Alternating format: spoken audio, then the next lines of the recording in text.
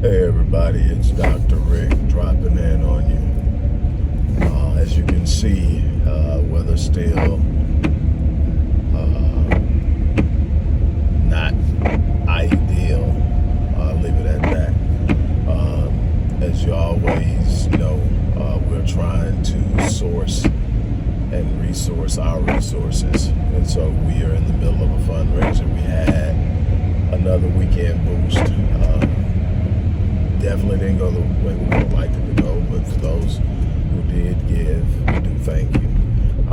Now, we're asking you to support, so go to the description box. Look in the description box, click the link, go to the link, and choose an amount you want to bless this organization with so that we can expand what we're doing. Or you can give through the organization's Cash App handle. For a lot of people, that's an easier way to give. It's something they do consistently and constantly anyway. If you have kids, you are darn pro at it. So do that. Now, on to a very controversial and difficult topic, sort of moving away, not permanently, because there's still some things I want to talk about as far as what has been transpiring with some of the senseless killings, especially Shaquella Robinson. But I had a client ask me a question, and they were really perplexed about stuff like what happened with Shaquella and the shootings at the universities, the club shooting in Colorado, and things. And, you know, there's two approaches to this. First and foremost, we have been living in a very tumultuous time for a while. It is simply becoming more and more exacerbated as things continue to unravel. We've been warning you for a long time about the disintegration of the black family and the disintegration of the family in general.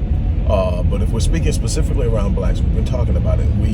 We have talked about it and the consequences of what that will look like in the long term. We live in the era now of the I don't need a man and women are the cause for everything wrong arena. Women are screaming, you know, I got money, I don't need a man. Men are screaming that everything's the woman's fault. And these are two of the most erroneous concepts out there. Society, as the black family began to disintegrate, as the family nucleus in general began to take second place and third place to other agendas being pushed upon traditional family values, it came at a price, and I don't think we ever really looked at the price. There were people like myself, there were people like Dr. Amos Wilson, Dr. Khalid Muhammad, Dr. Naeem Akbar, that talked about it incessantly, but nobody really paid attention to it, and the few that paid attention to it were those who acknowledged it, gave kudos, but very little was done to right the ship. And so it continued.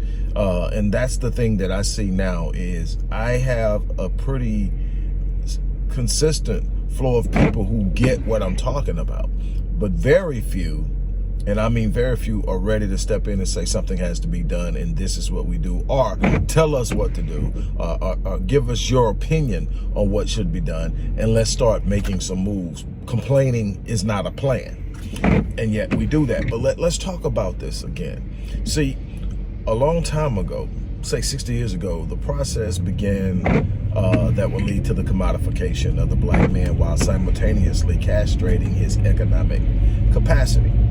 Now, that has far-reaching implications that I can't get into completely, but this is going to be a series, so you're going to get where I'm going with this. All right, so in the commodification of the black man, what happened is the emphasis was put on what the black man brought into the house financially. And two things happened. Women with inspiration, women with motivation, women with a dream and a vision, black women specifically, with motivation, inspiration, a will to go out and get it, the door was open. matriculation increased as more and more black women went to college, positions created in corporate America. One thing that nobody really paid attention to is while that happened and some black males were moved into these pathways, for the most part, the black man remained the most unemployed and underemployed and underpaid based off their male counterparts in the country, by far.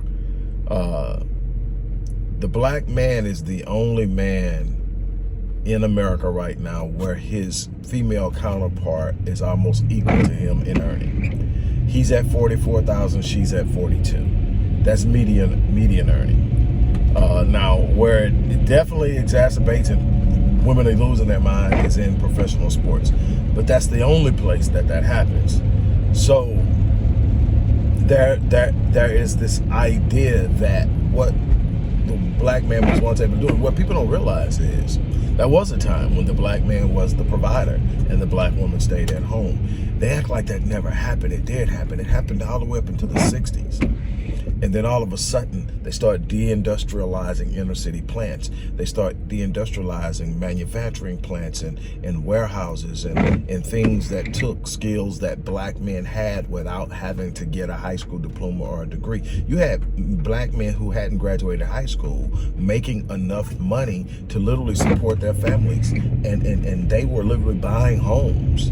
They were buying homes at a rate that right now is equal to the rate we own homes now. 41% is where they were, 41% is pretty much where we're at. And they did it without an education, but that was because there were warehouses. What happens is they deindustrialized it. Then they took the skill training mechanisms out of high school, wood shop, auto mechanic, plumbing, all these things you can learn in high school actually come out of high school with a skill set to allow you to earn a living. They took that out. So then the path became, okay, you have to get an education, despite the fact that everybody's not made for college, but you got to get an education, despite the fact that most don't come from homes that can afford to pay for college. So now we're talking about getting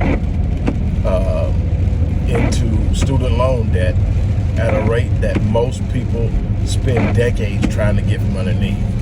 And that's a whole other thing that we're going to get off into in this. What I want to do is get to the basics. So what happens is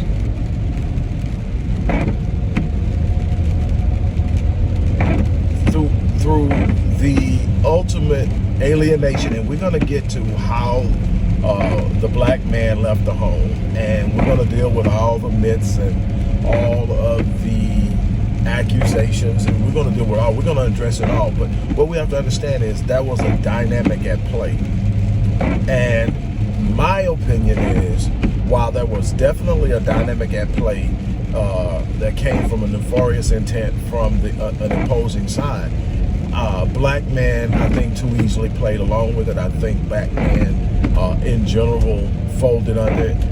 It was an uncomfortable place and position to be in. And if you want to get an idea of what I'm talking about, I think you should read The Negro Family, A Case for National Action by Daniel Patrick Moynihan.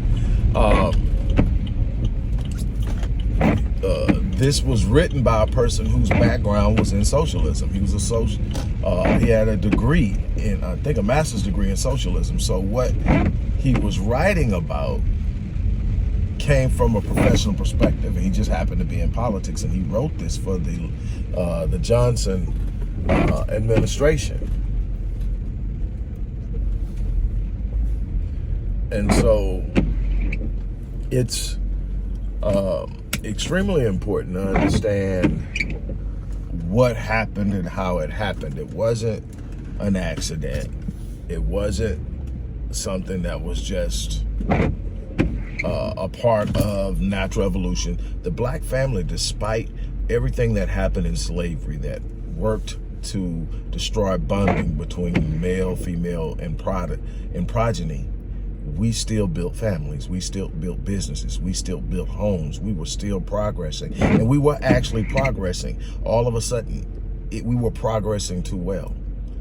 So we got caught up in integration. At the same time we got caught up in integration, they were pushing social programs. At the same time they're pushing social programs, they are removing the ability of the black man to take care of his family. And they are opening doors for the black woman to advance. And what you have is now a generation of black women who earn well. And a lot of them earn well than the average black man.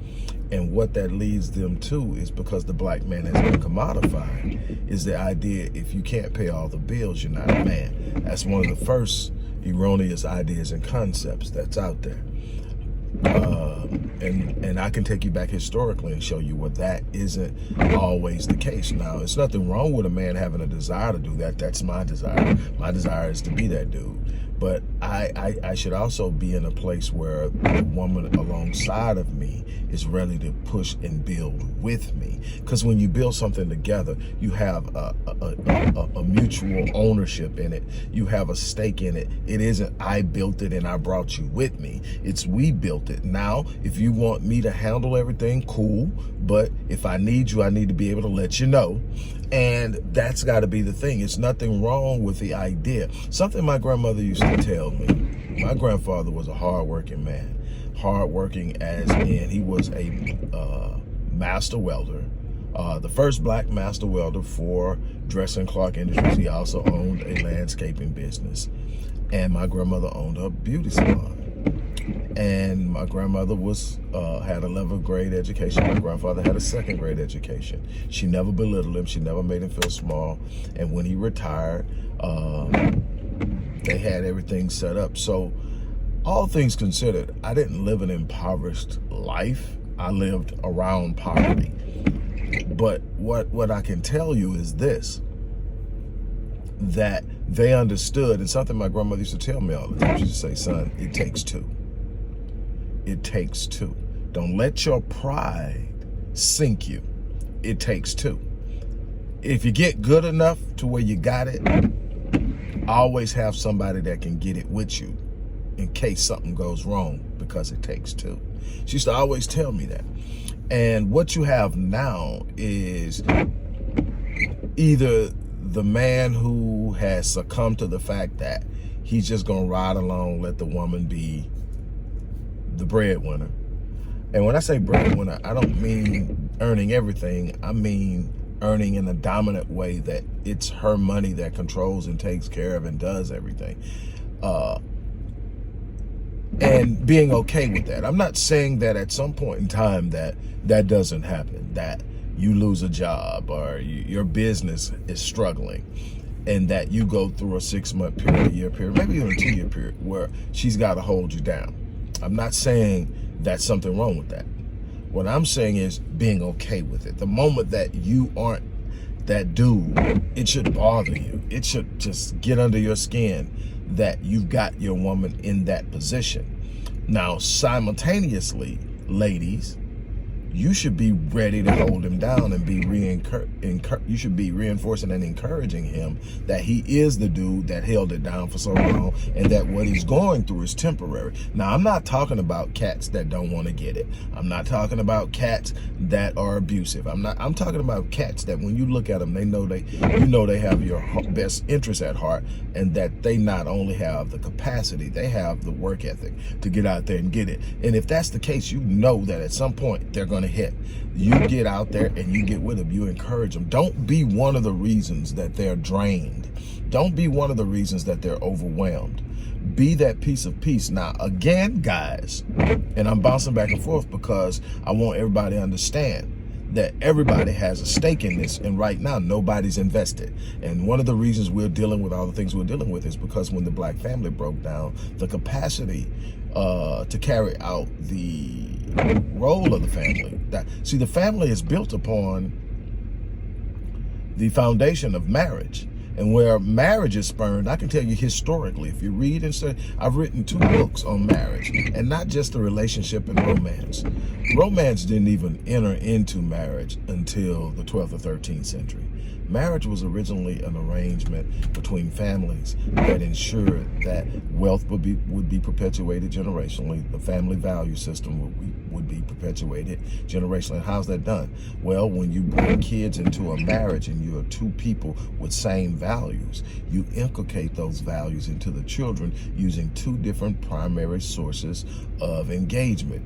One fueled by masculinity, one fueled by feminine energy. So the masculine energy and the feminine energy, they are working simultaneously to ensure that the children are prepared.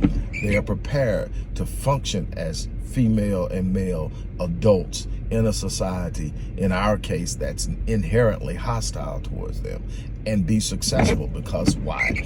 They have been successfully socialized, successfully prepared, successfully empowered. But what happens is when you can convince the two primary components that they don't need each other, that they're each other's worst enemy, and that if it wasn't for that other person, things in life will be so much better. The problem is, without each other, there is no us.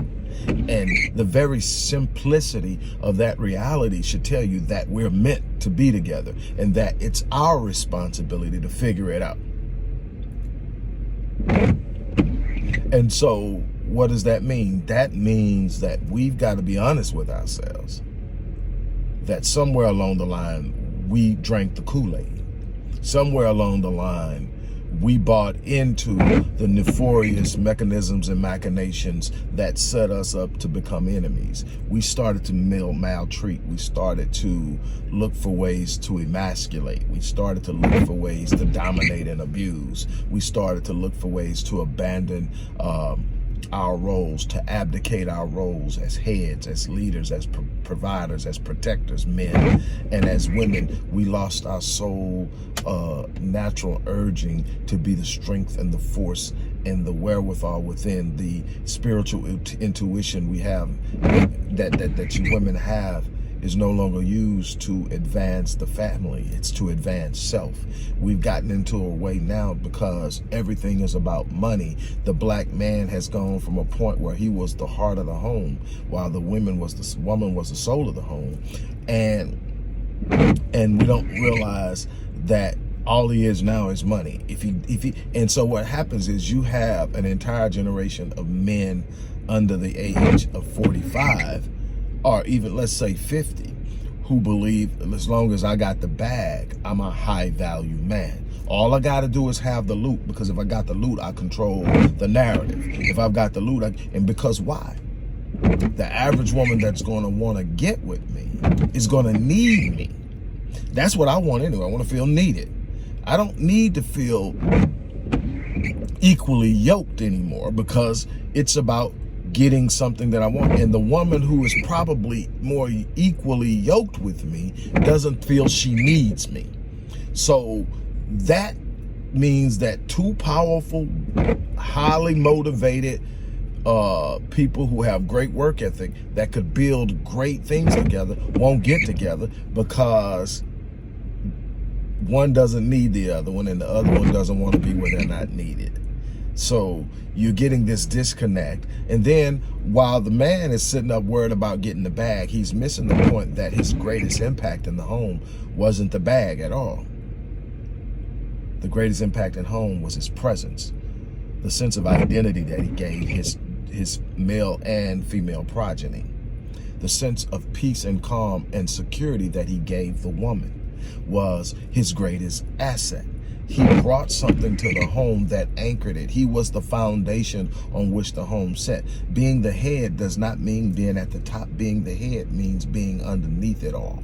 Being the foundation that stabilizes it all, that makes sure that when things get shaky, that the ground don't shake. See, we miss that.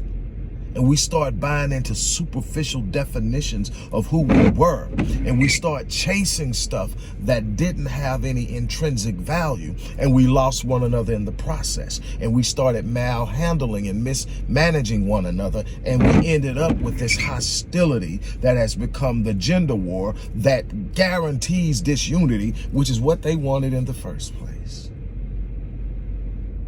And because we don't see how we got there, it's everybody else's fault.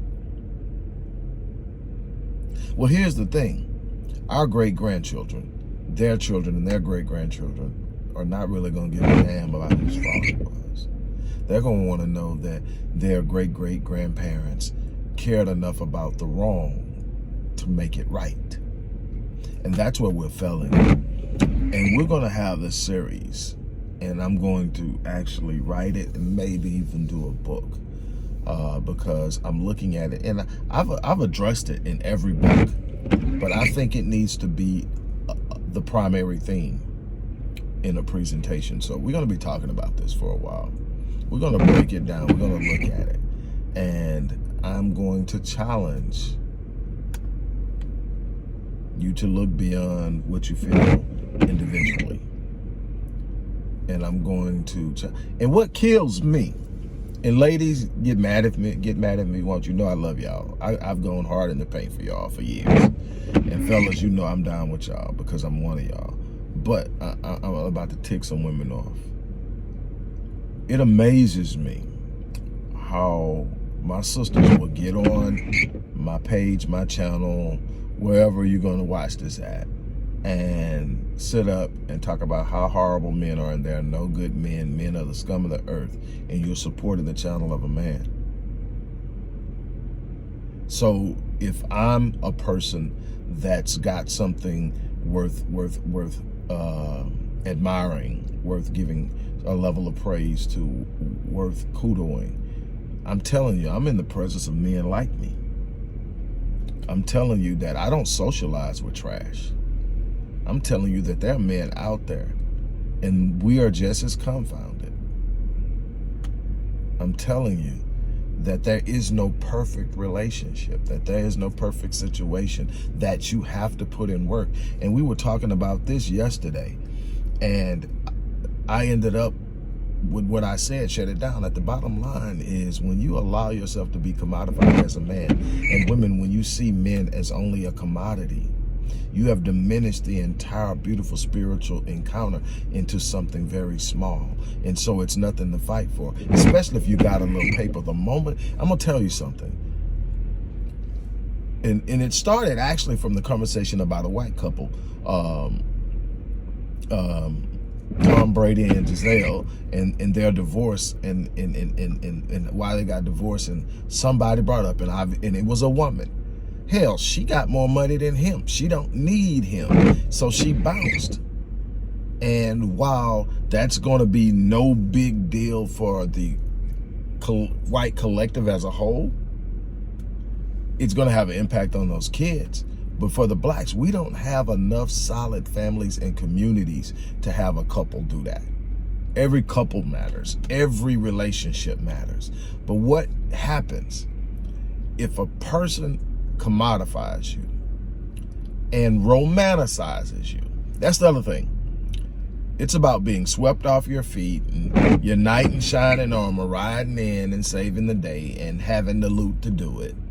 And if that's what it's about, and you get with a person and they're doing their best and things are getting better and all that, and all of a sudden you come across some money that's not tied to them, meaning you have it without them having to give it to you, you will bounce because you don't see the value in that person. The fact that that person came in when shit wasn't good and stood up and tried to build something with you, you don't see that because you commodified them. You didn't see the sacrifice that the person made. Men, when she comes in and she's standing by your side and you ain't got two nickels to rub together, but she sees potential in you and she decides, I'm going to go the distance with you. And the first thing you do when you get a little paper is go out and get you a snow bunny, a pink toe, whatever you want to call them. Or leave her for a younger woman, a younger black woman. This is where the trust, this trust is being built. We got to learn to lean into one another. We got to learn to honor our commitments to one another. We got to learn that it's not always going to be pretty, that it's not about the romance novel. It's not about all the beautiful bullshit they put in movies to make us think that's what life is really like. Really like. and understand that this is about building and sustaining, that we're literally teaching the next generation how to take on life. What we've taught the next generation is we don't have to get along and we can quit anytime we want to.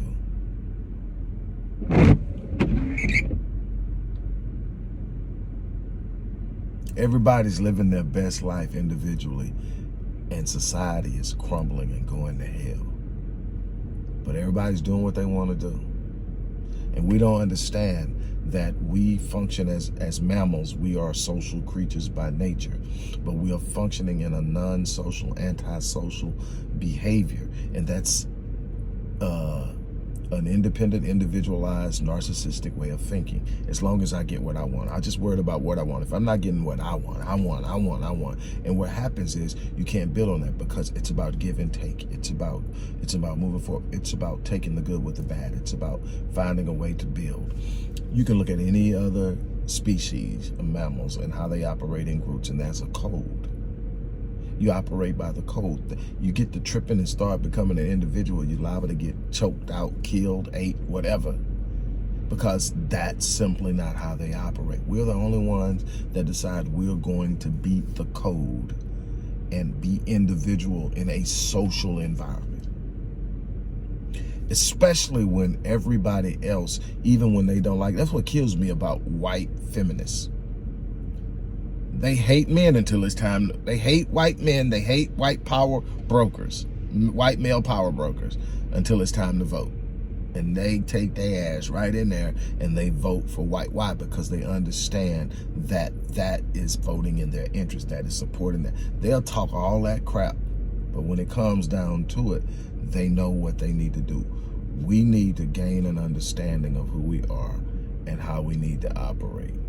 I am hoping that in some way this hits home, and we're going to talk about this a lot more, because anybody that knows me knows that I am passionate about family.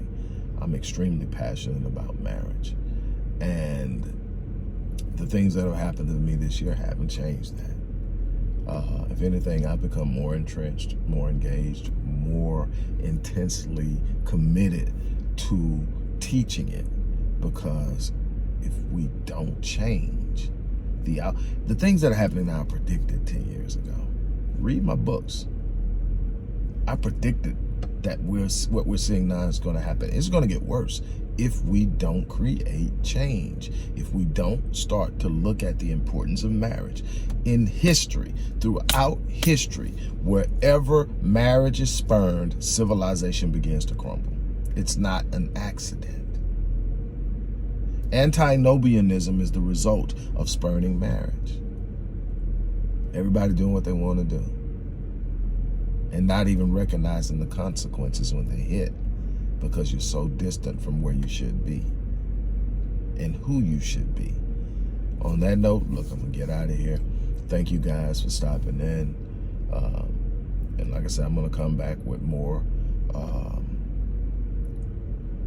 I'm trying to do a piece at least once every day, if not every other day, on this. It depends on how it comes, how I put it together.